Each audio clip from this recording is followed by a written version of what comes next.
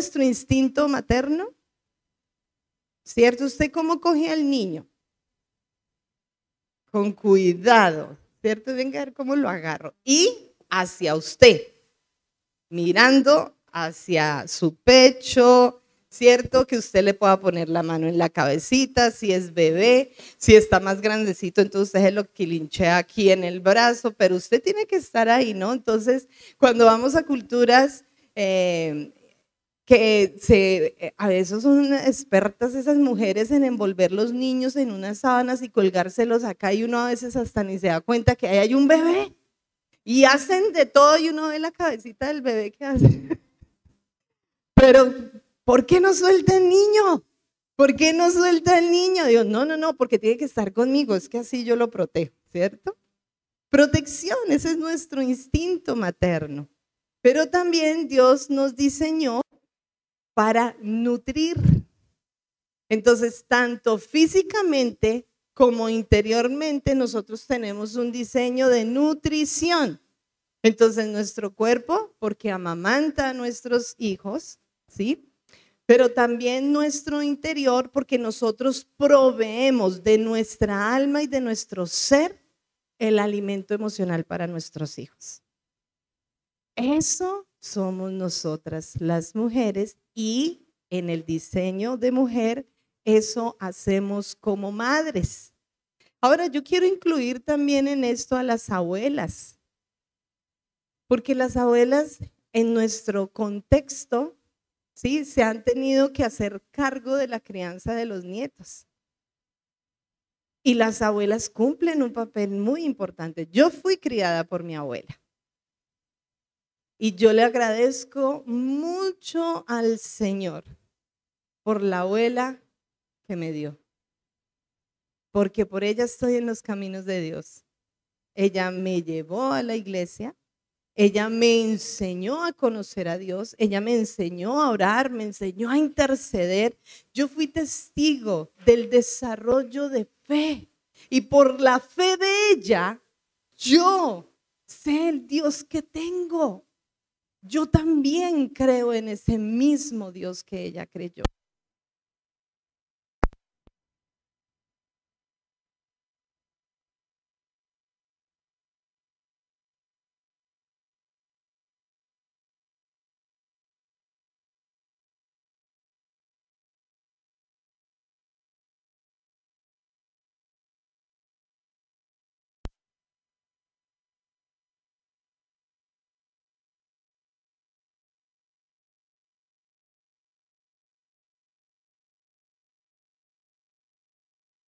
Dios no me dio hijos a mí, pero me dio unos sobrinos, y todos los sobrinos son mi tía fulana, mi tía fulana, mi tía fulana, que ora, que me aconseja, que me acompaña, que una cosa, que la otra.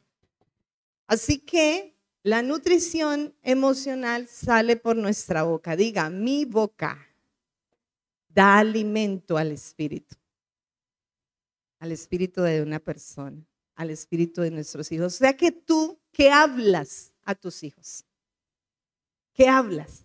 ¿Bendición o maldición?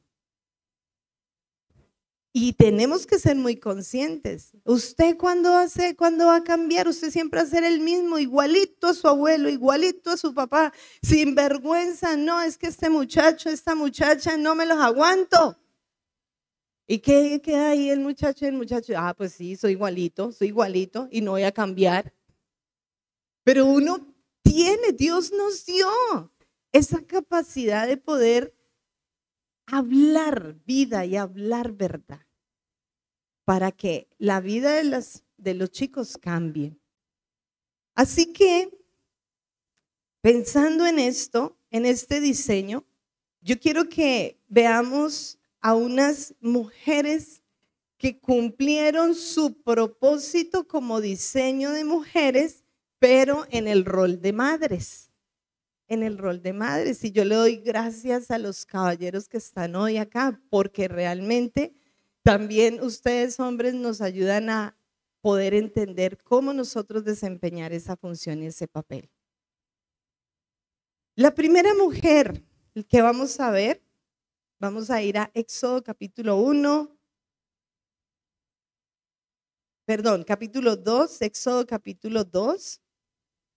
Yo tengo aquí la versión de las Américas, ¿sí? Para que no se me vayan a perder. Es que esta Biblia me la regaló mi esposo y es esa versión, entonces yo, ay, amor, porque no fue Reina Valera que normalmente, yo, no, le quise regalar esta. Bueno, entonces, Éxodo capítulo 2, dice la palabra del Señor: un hombre de la casa de Leví fue y tomó por mujer a una hija de Leví, y la mujer concibió y dio a luz un hijo. Viendo que era hermoso, diga, hermoso, lo escondió por 3 meses, pero no pudiendo ocultarlo más tiempo, tomó una cestilla de juncos y la cubrió con asfalto y brea. Entonces puso al niño en ella y la colocó entre los juncos a la orilla del Nilo. La hermana del niño se puso a lo lejos para ver qué le sucedería. Cuando la hija del faraón bajó a bañarse al Nilo, mientras sus doncellas se paseaban por la ribera del río, vio la cestilla entre los juncos y mandó a una criada suya para que la trajera. Amén. ¿Quién es esta primer madre que vemos acá? La mamá de Moisés, que se llama Jocabed. Jocabed. Jocabed, dice la palabra, que quedó en embarazo, y resulta que quedó en embarazo en una época muy difícil, muy dura. ¿Por qué? Porque el pueblo de Israel había crecido en gran manera. Entonces recordemos un poquito, José fue subido al lado del faraón para que gobernara, para que le ayudara a administrar, y José con todos sus hermanos, con toda su familia, posó allí en el lugar donde Faraón les dijo que se quedaran, y empezaron a crecer, pasaron 400 años. Y entonces la Biblia describe que en aquel entonces el pueblo judío, el pueblo israelí era tan grande que los egipcios empezaron a decir, oiga, ¿y esta gente se nos creció aquí? Y aparte de eso, eran, vean, los hombres mancanconcudos. Eran grandes, eran fuertes. Las mujeres también, y laboriosas, y eran felices. Y entonces ya en aquel momento el faraón que gobernaba dijo, no, tenemos que hacer algo con estos israelitas. Vamos a darles más trabajo y vamos a ponerles más peso y vamos a quitarle muchos beneficios, y van a tener que, mejor dicho, ahora sí sudarla. Si antes la sudaban, ahora la van a sudar más. Y eso es lo que dice la palabra, que el pueblo empezó a ser oprimido. ¿Por qué razón?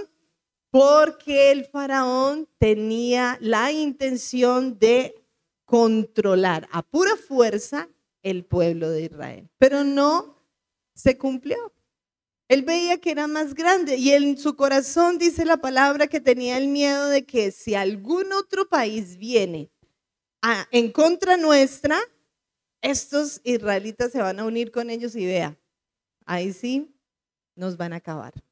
Así que no, vamos a hacer ahora otra cosa, dijo el faraón. De ahora en adelante, cada vez que nazca un niño varón, lo vamos a matar. Y habló con las parteras y les dio la orden. Pero asimismo dice la palabra que las parteras tenían temor de Dios y decían, no, ¿cómo vamos a matar a un niño? ¿Cómo vamos a hacer? Y no las mataban, no asesinaban a los niños que nacían. Pero entonces Faraón, ¿qué dijo? ¿Ustedes por qué me desobedecieron? Ellas se inventaron una excusa verdadera. Ellas no mintieron, porque algunos dicen, ay, ellas dijeron mentiras. Yo no, tomaron la excusa, pero era verdad. Es que las mujeres hebreas, mi señor Faraón, son más fuertes y tienen los niños, vea, rapidito. Ay, yo hubiera querido ser así. A mí me costó, yo duré, ay Dios mío, casi una semana con mi hija mayor, porque esa muchacha no quería salir. Eso yo me engordé, me hinché de todo y el médico ya sí me dijo, si tal fecha no nace su hijo, toca sacársela, porque ella ya estaba corriendo peligro y sí, Laura Maday se pasó una semana de la fecha habitual y ya yo tenía mi barriga bien parada y nada que bajaba y nada que bajaba. Entonces ya el médico dijo, no, hay que sacársela. Cuando me sacaron la ecografía para mirar cómo estaban las cosas, Laura solo tenía líquido amniótico en su cabecita. Ella estaba en posición, entonces boca abajo, pero el líquido amniótico solamente le cubría su cabeza. Entonces ahí fue donde el médico dijo, no, ya no va a tener líquido amniótico, hay que sacar ese bebé. Entonces yo a Laura la tuve por cesárea, por la emergencia, pero yo duré padeciendo todos esos días esperando que nazca, que nazca, que nazca, y no quería nacer. Las mujeres hebreas no. Y entonces dicen las parteras que cuando ellas ya llegaban, ya nacían los niños. Y entonces el faraón dijo, ah, no, pues entonces arreglemos esto. De ahora en adelante, todo niño va a ser echado al río. Imagínense que nos den esa sentencia en este tiempo. Todo niño que nazca en Bugalagrande va a ser echado al río. ¿Cómo está el río? ¿Grande o seco? ¿Está crecido? Está crecido, imagínense. Dios mío. Cuando nosotros llegamos también aquí al valle, empezamos a escuchar muchas historias del río Cauca, de cómo echaban a los muertos allá. ¿Usted qué haría como madre? Ese era un tiempo muy difícil, porque el faraón estaba obsesionado por no dejar avanzar y crecer al pueblo hebreo, al pueblo de Israel. Pero Jocabed sabía en quién tenía puesta su fe. Entonces, una de las cosas que como madres necesitamos entender es que la fe no puede faltar. Y sobre todo con nuestros hijos no puede faltar la fe. Debemos creer y debemos apropiarnos de lo que Dios nos ha dicho que va a hacer con nuestra descendencia. O en su defecto, usted también puede decir, Dios, te entrego a mi hijo para que cumpla tu propósito. Porque allí también, en ese plano, encontramos a Ana, una mujer estéril que le pedía a Dios, iba en la presencia y le decía, dame un hijo y dame un hijo. Y Ana se caracterizó por ser una mujer de oración. Pero ella entendió que si Dios le daba un hijo, ella lo iba a entregar a los propósitos divinos. Jocabed creyó en Dios y aun cuando estaba en embarazo, decía, Dios, tú vas a hacer algo. Yo no voy a dejar que mi hijo muera. Y nació, y dice la palabra allí donde leímos que estuvo guardado durante ¿qué? 3 meses. Pero antes de eso hay algo que me pareció tan bonito cuando yo profundicé en el estudio de este pasaje. Y es que dice la palabra, ¿no? Que Jocabed vio que el niño era ¿qué? Hermoso.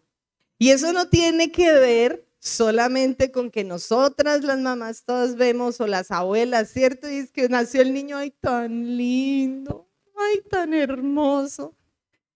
Y yo siempre digo, mi hija sí es cruel porque ella mira y dice, no, yo espero unos mejecitos más para saber si es bonito o no. Pero hay un instinto en nosotros, ¿cierto? Yo no sé qué dicen los hombres. Dice, está bien el muchachito, ¿qué dirá?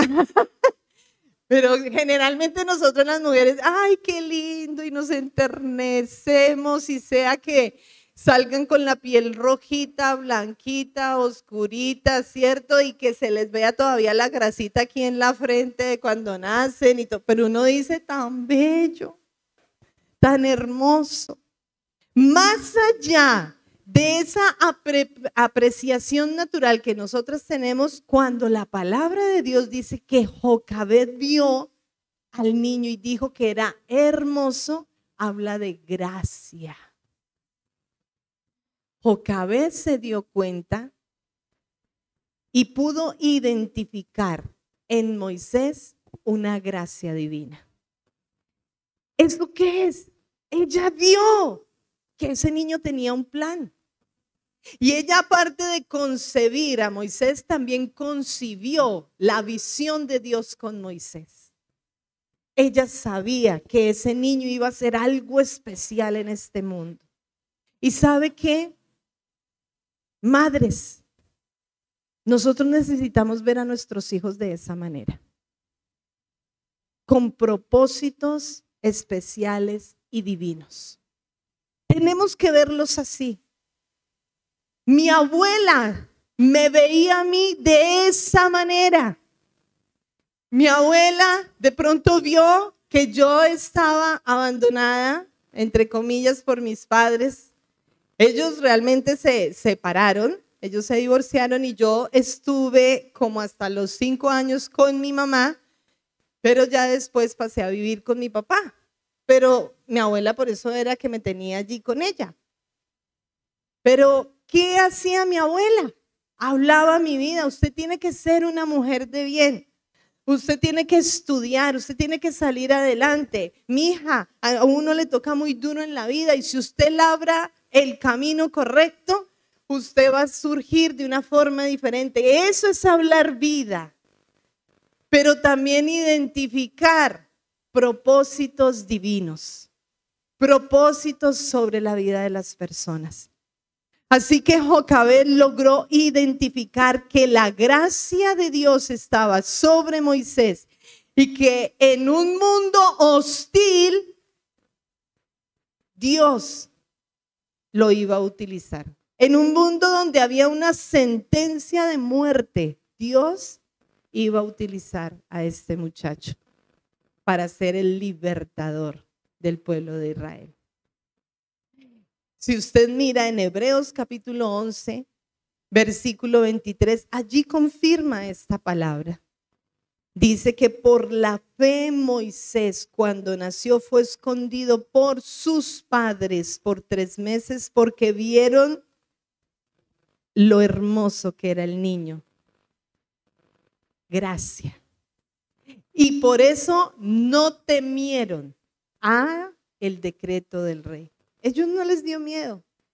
¿Por qué? Porque cuando Dios es el que tiene el plan y el propósito, cualquier decreto que sea levantado no va a ser efectivo. No va a ser efectivo. Y así sea un decreto de muerte, no va a ser efectivo. Me cuenta mi mamá y mi papá también que en el momento en que yo iba a nacer, mi mamá durante su proceso de embarazo tuvo muchas complicaciones físicas. Y ya cuando llegó el momento del parto, ella convulsionó y perdió el sentido. Entonces, ya me contaban ellos dos que los médicos le habían contado a ella que en el momento que ella estaba pujando para que yo saliera, ella empezó a convulsionar y perdió el sentido. Entonces, en ese momento yo, ¡pum!, volví y me metí, porque yo ya venía como que saliendo. Pero como ella ya no pudo pujar, entonces que yo lo que hice fue otra vez meterme al vientre. Salieron a decirle a mi papá la complicación y le dijeron, tiene que escoger entre su esposa o su hija, porque alguna de las dos va a morir. Mi papá me dice que él se quedó, no sé qué decir, doctor, no sé qué decir. Y a la final él dijo, haga lo que pueda. Y él me dijo, yo no sabía cuál era la razón que me iban a dar. Si era que iba a recibir el bebé o si era que iba a recibir a su mamá. ¿Y qué hicieron los médicos? En ese entonces utilizaban, no sé si actualmente lo utilizan, pero unas forzas que eran como unas cucharas grandes. Entonces, introdujeron estas forzas para sacarme. Entonces, a mí me cogieron mi cabecita y me alaron. De hecho, ya ahorita, pues por lo adulta, lo grande, lo vieja, pero no tan vieja, yo tengo una cicatriz al borde de mi ojo, que cuando bebé me quedó, o sea, por pura gracia de Dios, yo no perdí el ojo, pero me cubría, me pasaba por el ojo. Porque en el momento de las forzas, yo como que reaccioné y tiré la cabeza hacia atrás, entonces resulté herida. Pero el médico volvió, insistió y me sacó. Y empezaron a ayudar, a asistir a mi mamá. Cuando yo conocí esta historia,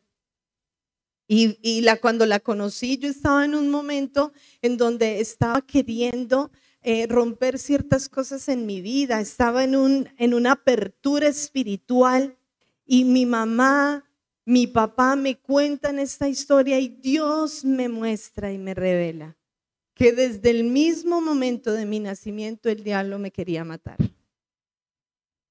Que había una sentencia de muerte sobre mí. Y como yo estaba caminando en ese llamado y yo decía, pero yo quiero servirte, sí, Señor, pero ¿será que puedo servirte? Entonces Dios me dice, sí, porque desde el mismo vientre yo te escogí. Yo puse mis ojos sobre ti. Y aunque mis padres en ese momento no conocían de Dios ni del evangelio, pidieron y clamaron a Dios para que un milagro sucediera. Y en diferentes momentos de mi crianza, yo después ya de adulta vi y entendí cómo Dios protegió mi vida de muchos peligros. Y era por esto.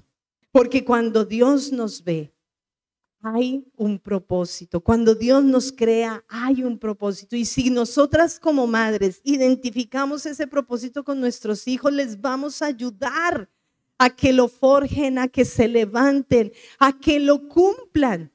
Porque ya el otro aspecto que podemos ver en Jocabed es que después de estos 3 meses, ella dice, ya no pude esconder más al niño, entonces, ¿qué vamos a hacer?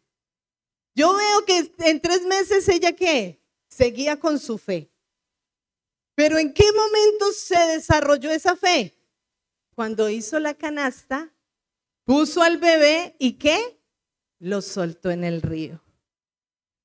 Nosotros pasamos momentos de cultivar la fe. Yo creo en Dios, yo espero en Dios. Es que Dios me va a dar respuesta en algo. Pero va a haber un momento en donde usted tiene que dar el paso para que se vea el fruto de esa fe. Y este fue el momento. Yo veo a una Jocabed y también el padre de Moisés allí diciendo, ok, vamos a hacerlo. Algo va a pasar. Vamos a meterlo en la canasta. ¿Sabe qué representaba el río Nilo para el pueblo hebreo? Y sobre todo para las mamás. Dolor y muerte. O sea que ¿sobre qué lo soltaron? Sobre dolor y muerte. Pero sobre ese dolor y sobre esa muerte tenían la fe puesta en Dios de que algo iba a pasar. Yo creo que Jocabed es como si hubiera dicho, bueno, Señor, yo cumplí durante 3 meses, ya ahora te toca cumplir a ti, porque yo sé que hay un propósito con ese muchacho. ¿Qué dice la palabra entonces? Dios cumplió. ¿Y cómo? Lo llevó al mismo palacio. Oiga, a mí eso me parece tan tremendo. Uno a veces de mamá protectora dice, no, yo cómo me voy a meter allá o que voy a meter a mi hijo allá a ese colegio si eso es la boca del lobo. Ese colegio, mejor dicho, qué mala influencia, ¿no? ¿No les pasa a ustedes? A mí me pasó con mis 2 hijos. Y yo recuerdo que cuando yo llegué Llegamos a Tuluá. En ese entonces mi hija Laura tenía 9, ya iba a cumplir 10 años. Y mi hijo Daniel tenía 4, ya iba a cumplir 5. Y yo buscándoles colegio. Y bueno, pues yo pensaba, ¿no? El rendimiento académico, por aquí, por allá. Y bueno, me recomendaron y listo. Y ya, ingresé a Laurita, al colegio. Y después que la ingresé, todo el mundo me decía, ay, no, ese colegio, sí, ese colegio es bueno académicamente, pero disciplinariamente no. Allá se le va a dañar la niña. Y yo, ¿por qué me dicen eso hasta ahora? Yo, ¿en serio? ¿Cómo así? Yo me empecé a preocupar. Y pues como estábamos recién llegados a Tuluá, yo dije, ay, Dios mío, ¿y ahora? Pero ahí está la oración. Bueno, Señor, tú permitiste esto, entonces, ¿en qué me tengo que concentrar? En que mi hija tenga valores, tenga principios y sepa cómo contrarrestar cualquier influencia que le vaya a llegar. Y así fue, porque ella entró a ese colegio y terminó en ese colegio. Y bien, al final de año todo el mundo sabía que ella era cristiana, que todo el mundo la buscaba, ella era la que daba el consejo, la que ayudaba, la que acompañaba, estaba bien. Pero uno a veces piensa eso, yo no voy a dejar a mi hijo allá, cuidadito con esto. Hay que tener, sí, dirección de Dios, pero a veces en esos lugares es donde Dios utiliza a nuestros hijos para mostrar su gloria y su poder. Amén. Y Jocabed vio que Dios en el mismo palacio, en la misma boca de lobo, llevó a su hijo para que por medio de la hija del faraón viniera ¿qué? El cuidado del crecimiento del propósito de Dios. Ahora, ¿cuál fue el valor agregado acá? ¿Qué fue lo hermoso también que Dios hizo? Dice la palabra, ¿no? Ahí leímos que la hermanita de Moisés, ¿qué estaba haciendo? Se fue. Entonces, la canasta iba sobre el río y ella a un lado del río mirando. ¿A dónde va a llegar? Yo vigilo a mi hermanito. Yo a veces me he puesto a pensar eso. Yo veo a esta niña con ese instinto también materno.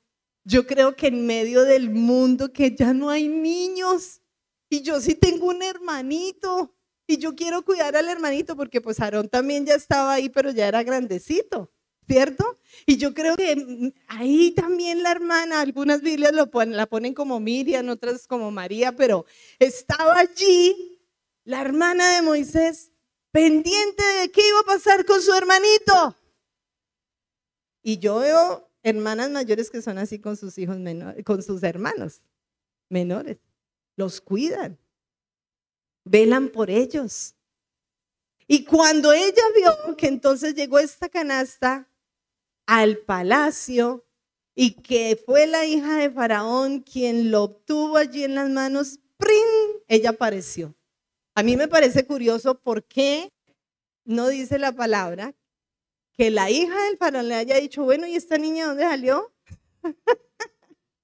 O que no hubiera sospechado. Pues eso no lo dice la palabra, pero a veces son cosas que yo me pongo a pensar y venga, porque y esta señora no sospechó y ve, y aparece este niño y esta niña acá.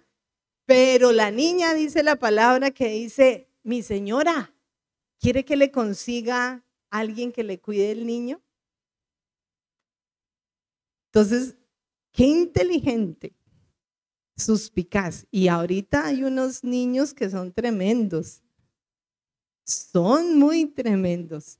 Y así es que ella dice, claro, y tiene que estar con leche, o sea, tiene que poder tener leche para amamantarlo. Digo, pues se la tengo. Y claro, y ojo, la palabra nos habla de que también, o sea, no fue que Miriam tenía que ir al palacio en la mañana, en la tarde, en la noche para amamantar al niño y cambiarlo y todo. No, fue que por orden de la hija del faraón devolvieron a Moisés a la casa. Fue la mamá de Moisés, Jocabed, quien crió a Moisés en su propia casa. La única diferencia era que si iban a llegar algunos guardias, aquí hay un niño, entonces ella sacaba el decreto, sí, pero vea, tiene permiso. Tiene permiso. Eso es lo que hace Dios. Pero todo ¿por qué? Porque Jocabed llevó su fe en un desarrollo mayor. Y eso trajo el fruto de evidenciar la gloria de Dios, el poder de Dios. Necesitamos creer en lo que Dios va a hacer con nuestros hijos. Y el lenguaje definitivamente tiene que cambiar.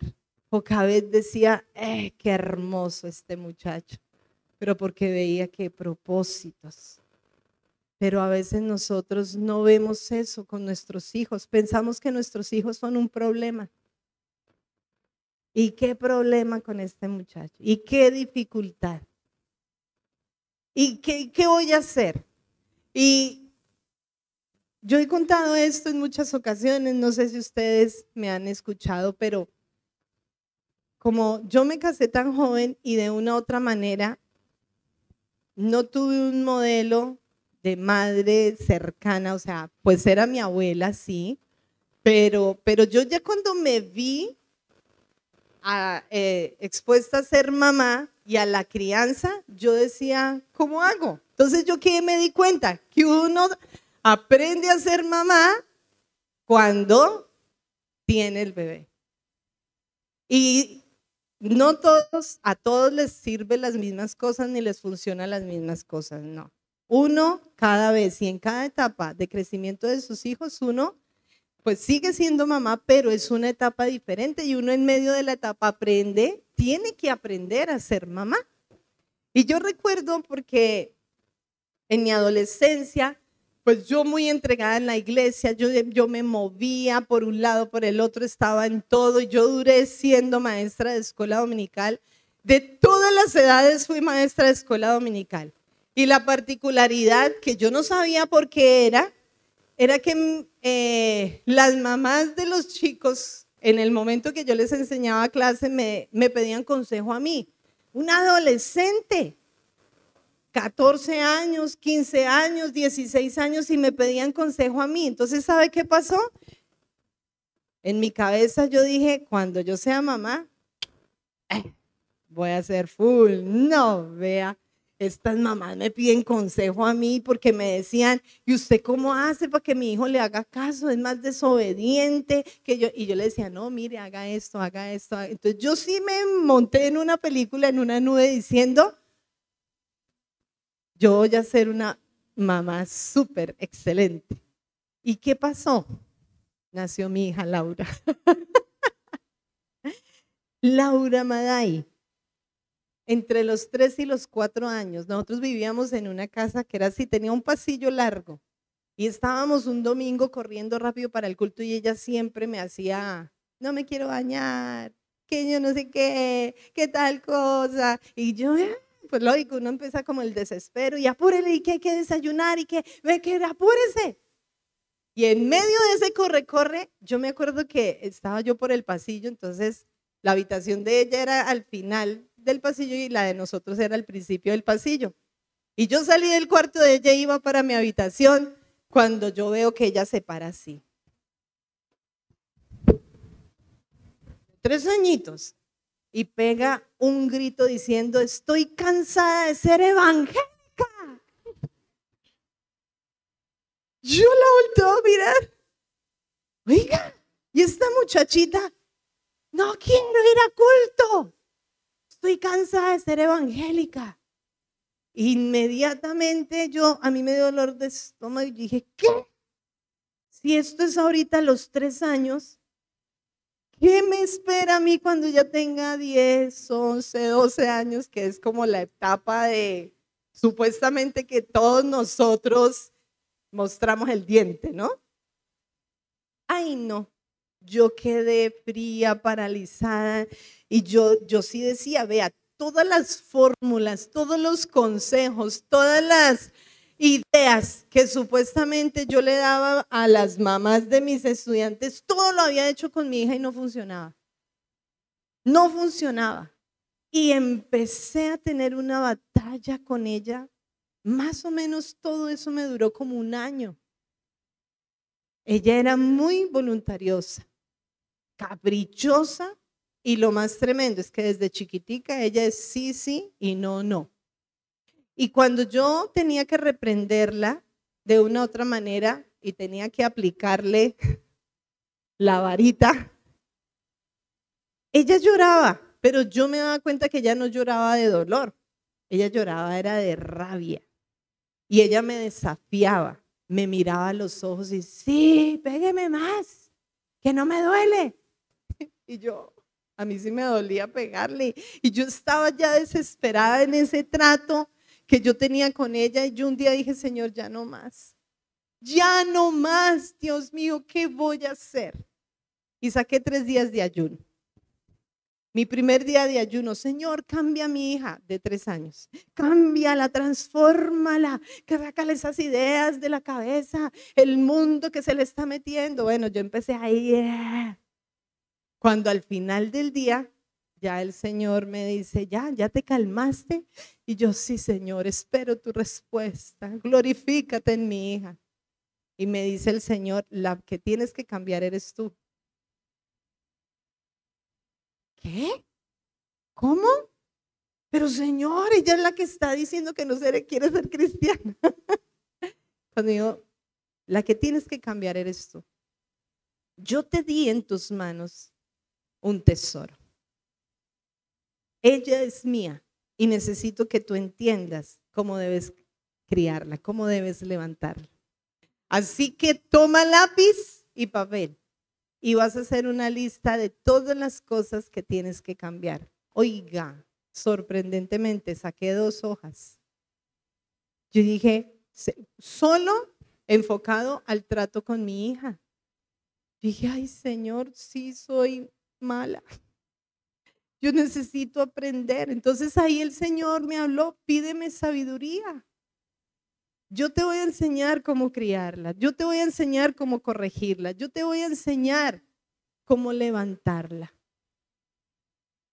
Y al final del ayuno, Dios me dio la estrategia para enseñarla, porque como ella era así toda voluntariosa, y ella a esa edad, en ese entonces nosotros vivíamos en el Chocó, estábamos levantando la iglesia allá en el Chocó, y la verdad es que el ambiente cultural chocuano es de mucha fiesta, de mucho bunde, dicen ellos allá, y desde chiquiticos a los niños es normal, es que, ay, tiene noviecito de 1 año y medio que apenas está caminando, y es que vea, los mismos papás les consiguen novia a los niños. Y yo me acuerdo que, o sea, mi hija ya tenía como muchas cosas de esas en el jardín. Ay, Dios mío, yo sufría. Porque ella era blanquita y pues por blanca obviamente causaba sensación porque bailaba como negro. Y era muy normal que en el jardín infantil con los parlantes colocaran música en la hora de descanso, en la hora de salida y todos los niños. Y mi hija tiraba paso igual. Entonces le hacían corrillo de 3 años. Y yo llegaba a recogerla al jardín y ella en la mitad. Ay, yo decía, no, esta muchacha de verdad se le metió el mundo. Pero Dios me enseñó, me dijo, pídeme sabiduría. Entonces yo decía, Señor, ¿cómo le hablo? ¿Cómo le digo? ¿Cómo la corrijo? ¿Cómo la llevo? ¿Cómo la acompaño? ¿Cómo? Dame sabiduría, dame sabiduría. Y en mi caminar aprendí a ser mamá. Hoy en día mi hija tiene 28 años.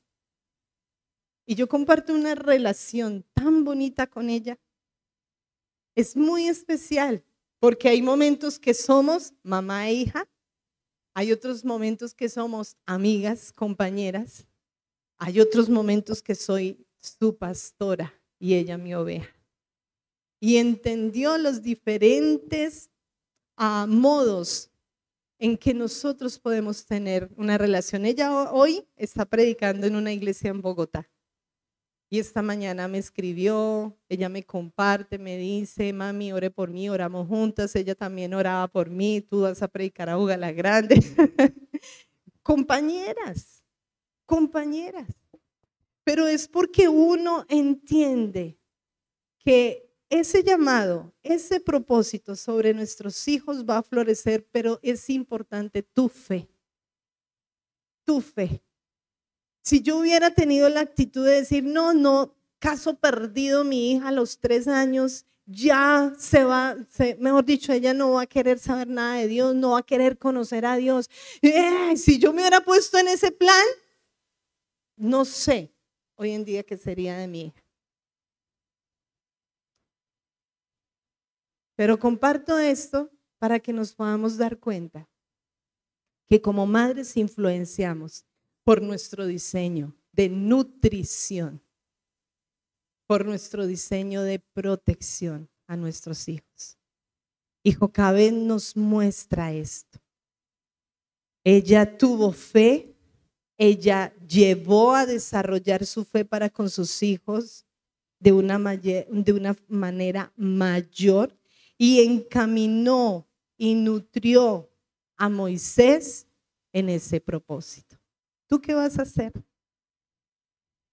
Como madre, como abuela, como tía. ¿Qué vas a hacer? Ahora,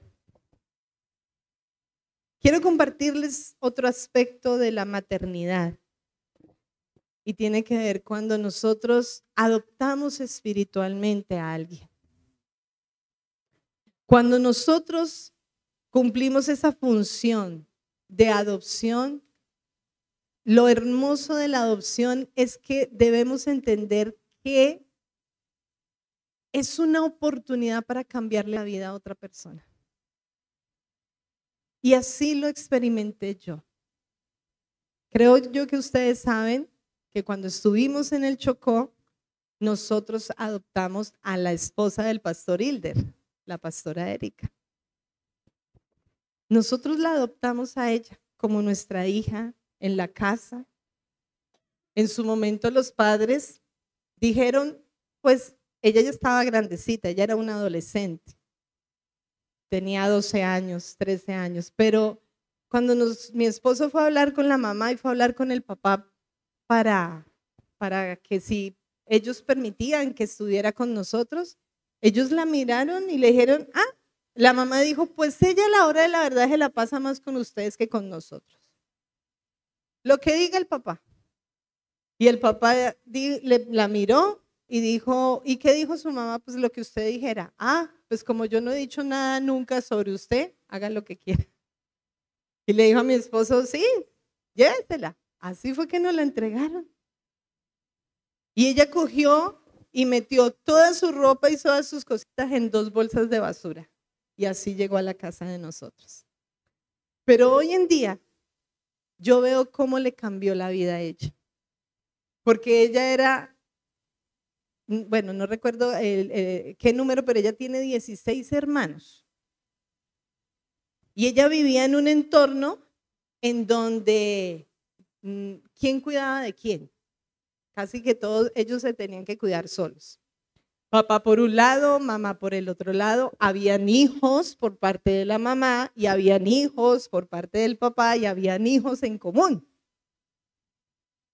Y también ella se vio expuesta a situaciones de abuso, muchas cosas. Entonces, cuando ella empezó a conocer a Dios y empezó a asistir a una célula, porque fue de niña que, ¿sabe por qué ella asistía a la célula? Ella dice, por el refrigerio. Porque a veces en la casa no había con qué comer y ella se iba al refrigerio. Ay, allá en esa casa hacen un grupo y después dan comida. Pero ahí ella escuchaba la palabra espiritual que la alimentaba y también recibía su alimento físico. Y ahí fue donde ella empezó a conocer a Dios y se inquietó. Entonces, por eso ya que vamos a la iglesia, bueno, listo, vamos a la iglesia, y ya nos conoció y se apegó a nosotros. Y ella me llegaba a cualquier hora del día a la casa. O a veces iba a estudiar y salía del colegio para mi casa. Entonces por eso creamos una conexión y un nexo. Ella me ayudó a cuidar en ocasiones a Laura y a Daniel, mi otro hijo. Y cuando ya se dieron las cosas para que ella quedara oficialmente siendo parte de la familia, yo vi el cambio. Y ella habla de eso. ¿Qué hubiera sido de mi vida si yo hubiera seguido allí? Ahora, ella también habla de una palabra que Dios le dio. Y Dios le dijo eso: te voy a incluir en una familia que va a cambiar tu vida. Así que cuando yo adopto a alguien, ese es uno de los propósitos de la adopción: cambiarle el rumbo de vida a esa persona. Cuando Dios, dice la palabra, nos adopta a nosotros, ¿es para qué? Para cambiar el rumbo de nuestra vida, porque sin Dios nosotros estamos sentenciados a la muerte. Pero por Cristo, por su sangre y por el espíritu o el deseo de adopción del Padre hacia la humanidad, entonces nosotros somos cambiados en una nueva vida. Así que, como madres, miremos y veamos la adopción. Puede ser literal, física, ¿sí? Con alguien, pero también puede ser espiritual, porque esa fue otra cosa que Dios me ha permitido. Aunque tengo 2 hijos físicos, una hija adoptiva, en lo natural también tengo hijos espirituales. Y los hijos espirituales yo los he visto avanzar, crecer y desarrollarse. Y ellos han sido cambiados. Sé que es por el poder de Dios, sé que es por la palabra de Dios, por medio de su espíritu, por su gracia, por su amor infinito, pero también he visto que Dios en su misericordia me ha usado a mí para influenciar en la vida y en la mente de esos que son hijos espirituales míos. Así que todas nosotras tenemos esa oportunidad. ¿Por qué será que la palabra dice bendito el hombre entre las mujeres? ¿Ah? Aquí tenemos a Kenny, bendito entre este grupo de mujeres. Allí está el chico de gorra, también vea todas las mujeres, el señor atrás. Aquí está también mis 2 hermanos. ¿Por qué será? Bendito el hombre entre las mujeres. Porque Dios a nosotras las mujeres nos ha dado algo que tiene que ver con ser portadoras de vida. Y si tú crees en Dios y estableces el camino, tienes vida. Y bendito el hombre que se encuentra en medio de la vida. Somos nosotras las que le ayudamos al hombre también a tener esperanza, fuerzas. Por eso que cuando ustedes como mujeres, esposas, no le suman a su esposo, sino que le restan, estamos fallando. Estamos fallando. Porque el hombre necesita ese aliento, esas palabras: amor, tú puedes, ay, hazlo adelante. En cambio nosotros, ay, se lo dije, sí, ve, yo sabía que eso le iba a salir mal. Y el hombre como que no, yo para qué le digo a esta mujer con las que me sale, ¿para qué? O ya ellos dicen, no, no digamos nada. Yo digo cosas es porque yo crecí en medio de hombres. Tengo 3 hermanos hombres. Y he estado en mucho contexto de liderazgo con hombres.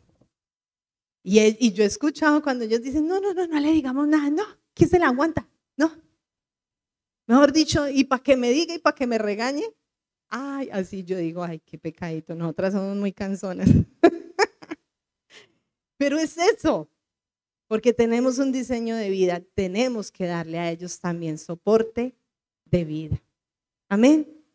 Así que, madres, compartir desde este punto la vida de Jocabed, desde su forma maternal, desde su fe, el desarrollo de fe en propósito de vida, y compartirles cómo yo he caminado y transitado como mamá. Espero que ustedes puedan agarrar algo, puedan entender Es mi oración para ustedes en esta mañana. Y que hoy hay un reconocimiento como iglesia, que se reunieron, se organizaron para tener en cuenta esto. ¿Qué más? Que pidámosle a Dios que nos ayude a seguir aprendiendo en este proceso de ser madres y ser unas madres de la forma correcta, porque nuestros hijos, sean hombres o sean mujeres, necesitan entender el plan divino sobre sus vidas. Amén. Quiero invitarles a orar. Póngase sobre sus pies.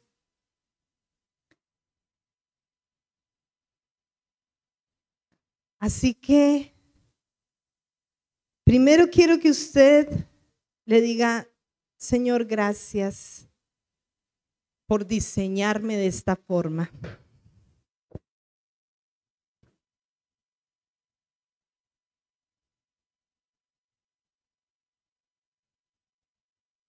También dígale: Señor, gracias por permitirme ser mamá. Si tú eres mamá, dile: Señor, gracias. Dile en esta hora: Señor, ayúdame a entender este diseño que tú has dado a mi vida. Ayúdame a entender, Señor, a poder saber cómo puedo ser portadora de vida. Te pido, Dios, que me ayudes a ser mamá. Y dígale: he tenido dificultades, me he estresado, me he enojado, a veces he sido obstinada, quizás me he arrepentido de ser madre, no sé qué puede haber pasado, pero dígale: Señor, ayúdame. Señor, quiero poder ver un resultado diferente. En mi corazón, Señor, quiero agradarte con este diseño que tú has dado a mi vida. Y yo te pido, Señor, que en esta mañana esta palabra sea de inspiración, esta palabra sea de remover ciertas circunstancias y situaciones que quizás ellos han pasado en medio de la crianza de sus hijos. Sean bebés o sean adultos, porque en cada etapa nosotros seguimos siendo madres y en cada etapa tenemos que seguir aprendiendo. Es diferente ser madre de un bebé a ser madre de un hijo adulto, pero uno sigue estando allí para ellos, Dios. Así que yo te pido que seas ministrando, Dios, consuelo, aliento y vida en esta mañana a estas madres que están aquí, Señor. Pero aquí también hay hijos y oro por ellos para que puedan también alentar y ayudar a sus madres en el nombre de tu Hijo Jesucristo. Padre celestial, ¿quién más que tú, que nos creaste y que pusiste también esta esencia maternal en nosotros? Porque tú eres en esencia, Señor, con esta actitud materna. El mundo pasa por orfandad, el mundo sufre, oh Dios mío, orfandad, hay descuidos. En el presente las mujeres ya no quieren criar o no quieren tener hijos. Es lo último que piensan. Es mejor, a veces he escuchado decir eso, tener una mascota que tener un hijo. Y nos estamos perdiendo la bendición de cuando tu palabra nos dice que la aljaba, que la honra para nosotros los padres es que nuestra aljaba esté llena de hijos. Dios, esto es una bendición. La procreación es una bendición, pero necesitamos tu sabiduría. Levante sus manos y dígale: Señor, dame sabiduría. Dame sabiduría. Y si hay alguna situación que estás pasando con un hijo, con una hija, dile: Señor, hoy quiero desarrollar mi fe. Hoy quiero desarrollar mi fe, amado Dios. Quiero soltar esta situación, esta circunstancia. Oh Dios, que acoge a mi hijo, que acoge a mi hija en tus manos, porque sabemos que tú cumplirás tu propósito con ellas. Tú cumplirás tu propósito en esas circunstancias, en aquellas situaciones. Vamos, diga: Señor, quiero desarrollar mi fe. Quiero saber y entender, Padre, que tú tendrás el control. Y ore por su hijo, ore por su hija, nómbrelo allí. Bendígalo, Señor. Dígale: yo lo bendigo, Padre. Y dígale al Señor también, si usted equivocadamente, por enojo, por rabia, ha hecho declaraciones incorrectas. Quizás usted dice: porque estoy cansada, porque estoy dolida. Oro también por esto en esta mañana, Señor, por corazones dolidos, porque ven el comportamiento de sus hijos o porque no se sienten que valen la pena. Padre Celestial, ministra en esta hora, ministra sanidad en esos corazones que han sido afectados, oh Dios mío, por la ingratitud, que han sido afectados por la rebeldía, que han sido afectados, oh Dios mío, por la obstinación. Ministra sanidad, ministra, Dios mío, libertad. Oh Señor, y ayúdales a levantar su fe y su propósito como madres, para que puedan ver a unos hijos que glorifiquen tu nombre. Gracias, Padre Celestial. En esta hora honramos tu nombre, amado Dios. Te bendecimos. Amén. Amén. Gloria al Señor.